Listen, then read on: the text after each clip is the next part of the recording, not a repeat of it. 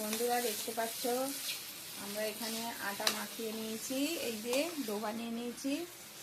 আর এখানে আমাদের পুরটা তৈরি হচ্ছে। ডিম আলুর ভরা পরোটা হবে আজকে আমাদের। দেখতেই পাচ্ছ কীরকমভাবে পুরটা বানানো হচ্ছে। সরি, আমি প্রথম থেকে এটা দিতে পারলাম না।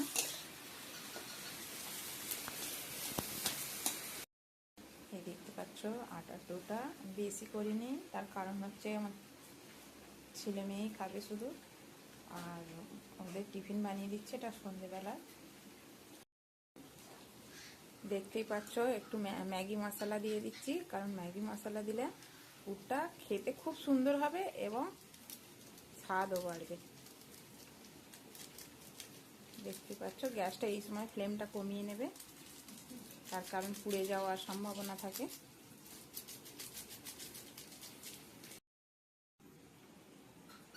দেখছো এইভাবে ডোটা হাতে করে নিয়ে তোমরা এইভাবে এরকম দেবে। একটু মোটা মোটা রাখতে হবে, তার কারণ হচ্ছে পুরটা বেরিয়ে যাবে নাহলে। তো তোমরা যতটা পুর খেতে পারবে, খেতে চাইছো সেরকম, আবার বেশি দিলে ফেটে বেরিয়ে যাবে। ঠিক আছে বন্ধুরা, দেখতেই পাচ্ছ আমি কিভাবে দিচ্ছি, এইভাবে তোমরা এই পদ্ধতিটা অ্যাপ্লাই করবে।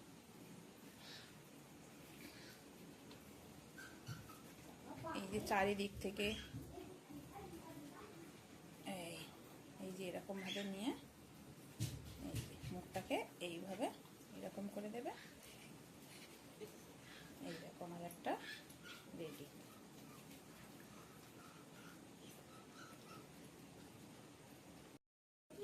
দেখতেই পাচ্ছ আমি সবকটা এরকম ভাবে পুর ভরে নিয়েছি। এবার তোমরা এগুলোকে আলতো করে হালকা ময়দা বা আটা তোমরা ঝা দিয়ে এটা আলতো করে বেলে নেবে, যাতে পুরটা না বেরিয়ে যায়।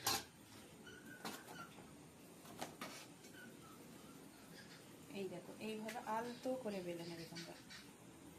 খুব প্রেস করার দরকার নেই, খুব বেশি চাপ দিলে পুরটা বেরিয়ে যাবে।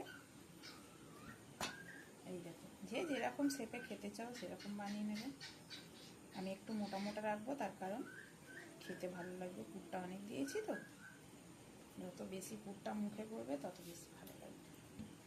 এই দেখো আলতো হাতে তুলে নিয়ে এইভাবে তাওয়াতে দিয়ে দেবে তোমরা।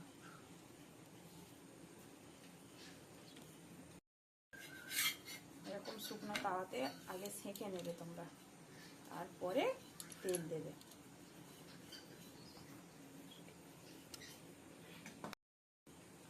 এইবারে দেখো আমি এবার একটু রিফাইন্ড অয়েল দিয়ে দিচ্ছি। এইভাবে ধুয়ে ধুয়ে সেঁকবে।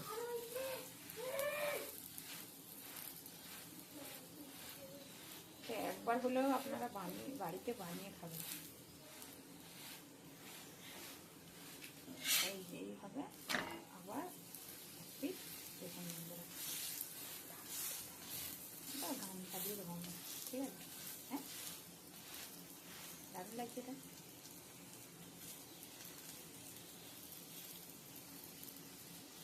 এই দেখুন বন্ধুরা, তুমি যখন গান চালিয়ে দেবে তখন এইসব করছে না।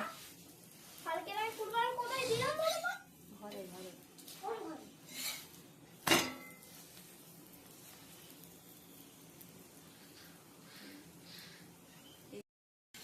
এই যে আমাদের একটা তৈরি হয়ে গেল।